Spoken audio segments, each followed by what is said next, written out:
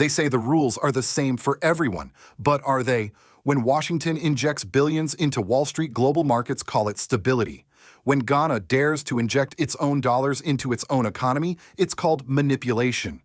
It was the start of 2025. In Accra's crowded markets, tomatoes and onions doubled in price within weeks. Fuel costs made commuting a daily gamble. For teachers, nurses, and small traders, the cedi's collapse wasn't an abstract graph on the news. It was the difference between feeding their families and going without. Inflation was roaring toward 40%. And Ghana faced a choice every African nation knows too well: wait for permission from the International Monetary Fund, or act now. Ghana chose to act. Without fanfare, without asking, the Bank of Ghana began pouring precious US dollar reserves into the market. In just 3 months, the cedi surged nearly 20% against the dollar. Prices cooled, markets steadied. For the first time in a year, ordinary Ghanaians could breathe. But instead of applause came accusation. In March, the IMF sent a delegation not with money, not with congratulations, but with warnings. Stop. Step back. Let the market correct itself, even if it meant the cedi would sink again. And so a quiet confrontation began, one that is about far more than exchange rates. It's about who gets to write the rules and whether Africa must always play by a script it never authored. Because if Ghana can rise on its own terms and win, it doesn't just threaten economic orthodoxy, it threatens control. So my friends, here's the question. Should a nation be punished for defending its own economy, or should it be celebrated? Please share this if you believe African nations have the right to protect their people without asking for permission. And subscribe, because sovereignty is not just a dream, it's a decision. By the first week of January 2025, the mood in Ghana was tense. The cedi had slipped to its lowest point in modern history. Every day in Accra's Makola market, traders adjusted prices upward before the morning was over. Imported goods from rice to engine oil became almost unaffordable. Fuel prices rose so sharply that taxi drivers parked their cars and waited for fares to come to them. Inflation was no longer an economic term. It was an everyday wound. Inside the Bank of Ghana's headquarters, the numbers told a grim story. Inflation nearing 38%, a currency losing value faster than paychecks could be earned, and foreign reserves stretched thin. The conventional wisdom was clear: wait for the next tranche of IMF funds, follow the advice, make the structural adjustments, and hope the storm would pass. But waiting meant surrendering the steering wheel at the very moment the country was skidding toward the cliff. For decades, Ghana had played by the book. It had borrowed when told, devalued when instructed, and cut spending when advised. It had been the model student of the international financial order. Yet the reward for this obedience was a shrinking currency and a weary population. This time, the government decided the rules needed to change. Without making a public announcement, the Bank of Ghana began a series of targeted interventions in the foreign exchange market. Using US dollars from its reserves, a resource carefully built over years, it started buying cedis in large quantities, pushing up its value. The goal was simple: break the cycle of panic, stabilize the exchange rate, and give breathing room to both businesses and households. It was a high-stakes gamble. Every dollar spent from the reserve was one less dollar available for imports, debt payments, or future crises. And yet within weeks, signs of relief emerged. The cedi strengthened. Market volatility eased. Importers who had been hoarding goods began releasing them. Food prices slowed their climb. In Kumasi, a schoolteacher told a local reporter, "I don't care what they call it in Washington. All I know is my salary lasts longer now." In Tamale, a fuel station manager said that for the first time in months, customers weren't rushing to fill up before the next price hike. The interventions were working, at least in the short term. By mid-March, the cedi had gained nearly 20% against the US dollar. Inflation, while still high, began to ease. Investor interest ticked upward. Confidence that most fragile of economic assets was slowly returning. But it wasn't just about numbers. Symbolically, Ghana had crossed a line. It had acted decisively without permission from the IMF, the US Treasury, or the European Central Bank. And in doing so, it had sent an unspoken message: we are capable of making our own decisions. That message carried weight far beyond Ghana's borders. In Ouagadougou, Bamako, and Dakar, economists and policymakers took note. Here was an African nation taking charge of its monetary policy and delivering results, at least in the initial phase, without the scaffolding of foreign oversight. Yet for all the optimism in the markets and on the streets, those inside the government knew the move came with risk. The country's reserves, while not empty, were limited. Sustaining the intervention for months on end could drain the safety net completely. And if that happened, the same markets now cheering Ghana's boldness could turn overnight, punishing it harder than before. Still, in those first months of 2025, it felt like Ghana had done something rare, something almost forbidden in the unwritten rules of global finance. It had acted first, explained later, and put its people before the approval of distant boardrooms. It was an act of economic defiance, and it had worked. For now. The turning point came in March 2025. After nearly 3 months of quiet but aggressive market intervention, the International Monetary Fund broke its silence. In a carefully worded public statement, the IMF accused Ghana of currency manipulation and warned that such actions could undermine market transparency and threaten the integrity of the country's ongoing debt restructuring program. It was a diplomatic way of saying, "Stop, you are crossing a line." Within days, a technical delegation from the IMF landed in Accra. There were no new loans in their briefcases, no offers of cooperative solutions, only a firm directive: cease interventions, let the market correct itself, and allow the cedi to find its natural value, even if that value meant deeper pain for ordinary citizens. But Ghana did not fold. At a press conference that same week, the governor of the Bank of Ghana stood before the cameras, flanked by the finance minister, and delivered a blunt rebuttal: "We are not manipulating. We are stabilizing.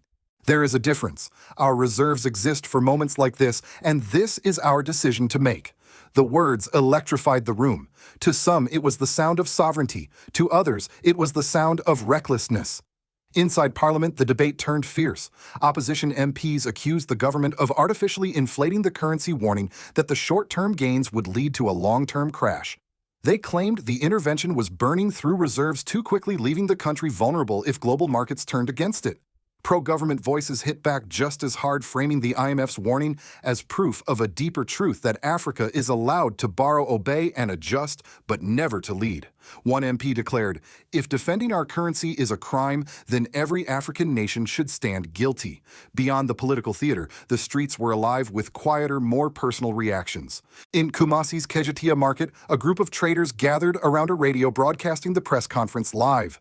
When the governor's words echoed through the tin roof stalls, some cheered, others simply nodded in approval. A tomato vendor told a local journalist, "I don't care about debt restructuring. I care that my prices have stopped rising every week." But the IMF's challenge also lit a fire beyond Ghana's borders. In Ouagadougou, Burkina Faso's transitional leader, Captain Ibrahim Traoré, praised Ghana's stance in a televised address, calling it an act of financial courage and a message that Africa can and must defend its economic dignity. State media in Mali, Niger, and parts of North Africa replayed the clip, framing Ghana as the first domino in a possible continental shift toward monetary independence. On Panafrican podcasts and diaspora forums in London, Paris, and New York, economists debated whether Ghana had just given Africa a blueprint for breaking dependency on international financial institutions. If this works, one commentator said, it won't just be Ghana's victory. It will be the beginning of a monetary rebellion. Western media, however, struck a different tone. The Financial Times ran the headline, "Ghana's solo act risks setting dangerous precedent." Bloomberg called the move an untested gamble that could inspire the wrong kind of imitators. The Economist warned of contagion, not of debt, but of disobedience. The reaction in Washington and Brussels was telling: no fiery speeches, no sanctions, just a watchful silence. For seasoned observers, this was a strategy to let the model either fail on its own or be quietly suffocated through less visible levers: delayed loan disbursements, tighter lending conditions, and whispered warnings to investors. Yet in Ghana, the mood was defiant. The government doubled down, expanding interventions to target speculative forex traders betting against the cedi. Officials made it clear no external actor would be allowed to engineer a currency collapse from the shadows. This was no longer just about stabilizing an exchange rate. It had become a battle over who holds the pen when Africa's economic story is written. And in March 2025, Ghana had answered, "We do." In the weeks after Ghana's defiant stand against the IMF, the impact began to ripple through daily life. For many urban families, the first and most tangible change was psychological. Market traders stopped hiking prices every few days. Fuel stations posted stable rates for weeks at a time. For the first time in over a year, people could plan their expenses without fearing that tomorrow's prices would make today's budget useless. In Cape Coast, a tomato vendor told a local radio host, "I can finally keep my stall open without feeling sick about the next shipment's cost." In Accra, a nurse said her salary now stretched further enough to cover groceries and school fees without borrowing before month's end. On paper, the results looked promising. Inflation dropped from its peak projections of 38% to below 25%, and the cedi's value held stronger than at any point in the previous 12 months. Public confidence in the currency, long eroded by years of volatility, began to recover. But the relief was uneven. In rural areas where supply chains were fragile, goods remained scarce and in some cases even more expensive. Without consistent transport and storage infrastructure, the benefits of a stronger cedi didn't always reach the villages. At the same time, whispers of trouble began to surface. Analysts inside and outside Ghana warned that the country had spent over $1.2 billion of its foreign reserves in just 6 months to defend the cedi. A leaked memo from within the central bank bluntly compared the strategy to burning fuel faster than we can refill the tank. These warnings became ammunition for the opposition in parliament.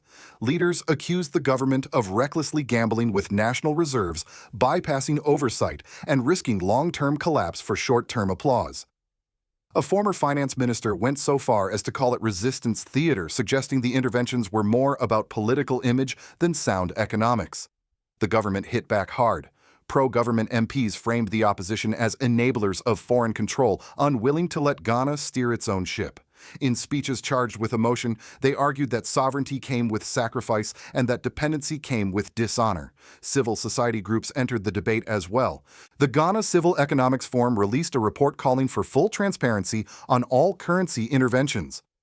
Its most quoted line was pointed, "Strengthening the cedi means little if the people remain weak." Meanwhile, in the diaspora, the story took on a life of its own. Ghanaian communities in London, Berlin, and New York saw the stronger cedi as an opportunity to send more remittances home. Social media groups buzzed with messages of pride, with some users comparing Ghana's stand to the sovereignty-first policies of Burkina Faso under Captain Ibrahim Traoré. Yet even admiration couldn't shield the country from mounting external pressure. Credit rating agencies began to hint at possible downgrades. Foreign investors quietly postponed projects. The IMF made no move to release pending disbursements, and rumors swirled that bilateral lenders might follow suit. A veteran Ghanaian journalist summed it up on a popular morning show, "We're walking a high wire without a safety net." The view is inspiring, but one wrong move.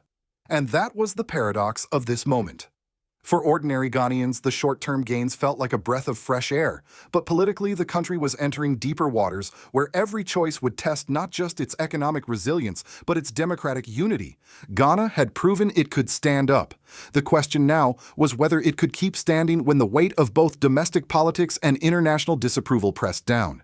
From Washington to Brussels, the public reaction to Ghana's defiance was remarkably subdued, and that silence spoke volumes. There were no fiery condemnations from the U.S. State Department, no emergency sessions in European finance ministries, no breaking news warnings on CNN. Instead, the Western response unfolded in the shadows, shaped less by outrage and more by calculation. To seasoned observers, this was a familiar playbook. When direct confrontation risks legitimizing a challenge, let time and pressure do the work. Behind closed doors, think tanks like the Atlantic Council and Chatham House began circulating confidential memos. Leaked excerpts revealed a shared concern not about Ghana's short-term economic stability, but about the precedent it could set. If one African nation could stabilize its currency without IMF oversight, what would stop others from following suit? The Financial Times hinted at this fear in a May 2025 headline, "Ghana's solo act risks setting precedent for Africa." Bloomberg labeled the strategy an untested model that might embolden other governments. The Economist was more blunt, warning of contagion, not of debt, but of disobedience. In diplomatic circles, the conversation was even more telling. U.S. officials privately worried that Ghana's success could embolden larger economies like Nigeria or Kenya, and perhaps more symbolically the sovereignty-first governments in Burkina Faso, Mali, and Niger. The logic was simple: instability invites intervention, but sovereignty is harder to control. Europe's response was similarly cautious. Rather than overt criticism, there was talk of tightening lending criteria, reassessing risk profiles, and slowing bilateral disbursements. The aim wasn't to punish Ghana openly, but to quietly thin the oxygen around its economy to make the model appear unsustainable. Meanwhile, in Africa and the diaspora, the mood was starkly different. State media in Burkina Faso praised Ghana's policy as a financial revolution. In Bamako, Mali, a popular radio host called it the first real act of economic independence in West Africa since colonial times. Diaspora economists in Toronto, London, and Paris compared the move to the Pan-African vision championed by leaders like Ibrahim Traoré, a vision where African nations no longer ask for permission to defend their people's livelihoods. Even some moderate Western economists admitted off the record that Ghana's fundamentals were not unsound. But in public, the official narrative stayed cautious. This was a dangerous gamble, and if it failed, it would prove the necessity of IMF guidance. And so the world watched, some nervously, some hopefully, as Ghana walked the fine line between defiance and survival. For the West, the fear was not that Ghana might collapse. It was that Ghana might succeed, proving that African economies could chart their own course and thrive without supervision.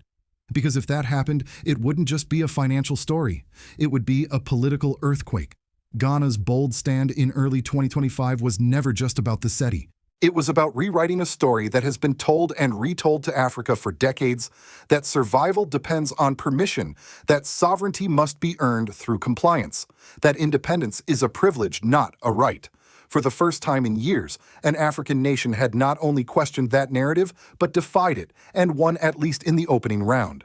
Prices cooled, confidence returned. And the world was forced to reckon with a dangerous possibility: what if this worked? But here lies the danger. Victories like these attract pressure.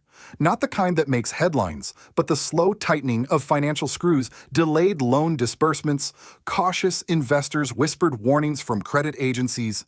These are the tools of a quieter kind of war, one that can suffocate without firing a shot. And Ghana is not alone in this test.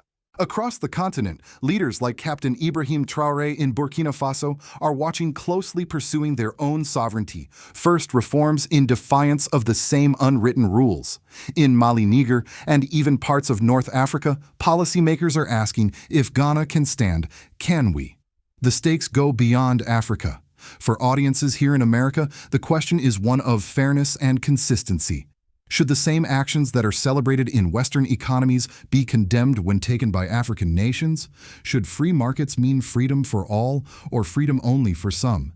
Because if Ghana succeeds, it will prove something unsettling to the global order: that Africa was never incapable, only never allowed. That the continent's greatest deficit was not in resources or talent, but in permission. And that once a nation stops asking, the balance of power begins to shift. This is why what happens in Accra matters to all of us. It's not just a financial experiment. It's a test of whether sovereignty can survive in a system built to contain it. So, my friends, I leave you with this. Do you believe African nations should have the right to defend their economies without asking for permission? Do you think that President Ibrahim Traoré's national reform strategies are truly effective yet? Or is it time to support someone else to carry the torch? Please share this video if you feel you are one of the first to know about and support leaders who put sovereignty before approval. And subscribe, because the truth is more important than the headlines, and the future will belong to those who dare to write it themselves.